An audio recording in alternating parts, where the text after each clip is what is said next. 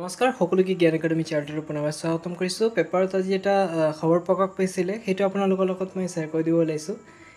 1 লাখ নিযুক্তিৰ চমকত মাজতে হতাশ হেজাৰ প্ৰাৰ্থী। হয়, আপোনালোকে ঠিকেই শুনিছে, এইটো বহুতে হতাশ হৈ আছে, কাৰণ টিচাৰ ভেকেঞ্চিৰ কথা কোন আপোনাৰ ধৰি লওক ডিচেম্বৰত মানে লিষ্ট প্ৰকাশ পাইছিলে, এডভাৰটাইজমেণ্ট। গতিকে আজি হ'ল আগষ্ট পাৰ হৈ ছেপ্টেম্বৰ সোমাইছে, আৰু কিমান দিন পাৰ হ'ব কোনো ঠিক নাই বন্ধুসকল। ইমান দিন হৈ আছে, কোনো ধৰণৰ এতিয়ালৈকে ভেকেঞ্চিৰ মানে আপডেট দিয়া নাই।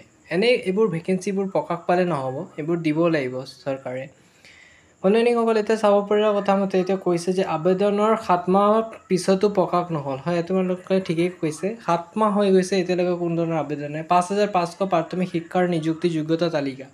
কিন্তু ইয়াৰ ৰখাৰ মেইন কাৰণটো আমাৰ গ্ৰুপৰ যিসকল মেম্বাৰ আছিলে, তেওঁলোকে যিহেতু কৈছে 9000+ ভেকেঞ্চি দিব। এতিয়া ক'ব নোৱাৰি কি সম্পৰ্কে কি আপডেট আহে, কিন্তু প্ৰতিদিন তেওঁলোকে ভিজিটিঙৰ কাৰণে বিভিন্ন আপডেট লৈয়ে আছে। যদি ফাইনেল আপডেটটো আহে আপোনালোকক জনাই দিম, ঠিক আছে।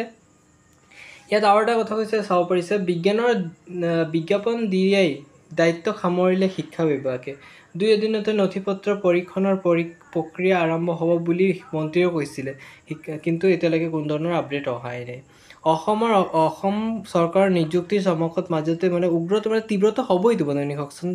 ইমানে এপ্লাই কৰি ৰাখিছে, কিন্তু এতিয়ালৈকে কোনো ধৰণৰ আপডেট অহাই নাই। তাৰ লগতে আৰু এটা কথা আছে, চাইছে ইয়াত ধুনীয়াকৈ এক্সপ্লেইন ভালকৈ কৰি দিয়া হৈছে। মই এটাকে পঢ়ি নিদিওঁ, বস্তুটো ব'ৰ হৈ যাব বন্ধুসকল। এতিয়া মেইন কথাটো হৈছে যে ইমান দিন ভেকেঞ্চি প্ৰচেছটো ৰৈ আছে, কোনো ধৰণৰ আপডেট অহা নাই। যদি আপোনালোকে এতিয়াৰ পৰা যুঁজা নকৰে, মানে বন্ধুসকল বহুতে মানে নিগেটিভ কমেণ্ট দি থাকিব, এইটো কি কৰিছে, এইটো ভিডিঅ'বোৰ এনে পাব্লিছ কৰি লাভ নাই, কি হ'ব। যদি আপোনালোকক মই ভিডিঅ'টো পাব্লিছ নকৰোঁ, কথাটো বিভিন্ন মানে ব্যক্তিসকলৰ কাণত নপৰিব। আপোনালোকে কি কৰে, ভিডিঅ'টো শ্বেয়াৰ নকৰে।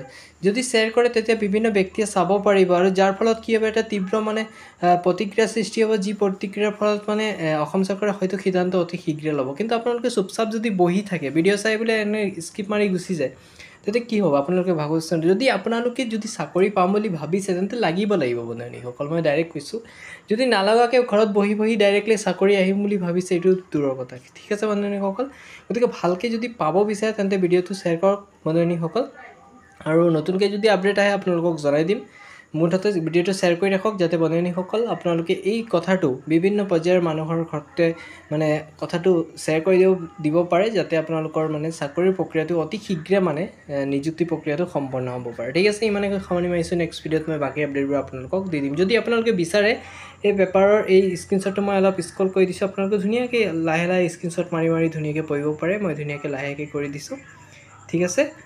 আৰু যদি কিবা অসুবিধা পায়, আপোনালোকে জাষ্ট ইমেইলত কৰিব। মই কমেণ্টটো অন কৰি ৰখা নাই, বহুতে মানে কমেণ্টটো অফ কিয় কৰি ৰাখিছে। এইটো কমেণ্টটো অফ কৰাৰ কাৰণ আছে, সমাজত বহুত নেগেটিভ পিপল আছে, তেওঁলোকে নেগেটিভ কথাহে আপোনালোকক প্ৰকাশ কৰিব, ডিম'টিভেট কৰিবৰ কাৰণে। সেইকাৰণে মই সেই ডিম'টিভেট কমেণ্টবোৰ আপোনালোকক দেখাব বিচৰা নাই, সেইকাৰণে আপোনালোকৰ কাৰণে কমেণ্টটো অফ কৰি ৰাখিছোঁ। যদি ইম্পৰ্টেণ্ট কথা আছে, ইমেইলৰ সৈতে আপোনালোকে যোগাযোগ কৰিব পাৰিব, ঠিক আছে। ইমানকৈ সামৰণি মাৰিছোঁ, ধন্যবাদ।